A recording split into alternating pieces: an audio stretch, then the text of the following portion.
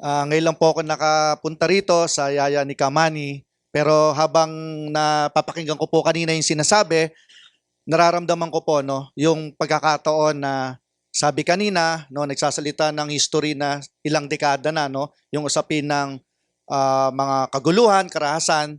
So bilang guro, napakahalaga po no, na maintindihan ng mga kabataan, lalo na sa loob ng eskwelahan, yung usapin ng kapayapaan. Sapagkat yung kapayapaan ay malaking ano to, no, instrumento para sa isang maayos na edukasyon, paglaban sa kahirapan, isang maunlad na lipunan na kung saan yung mga mag-aaral ay isa dapat ang pinagsisimulan nito sapagkat sa yung future no ng ating lipunan.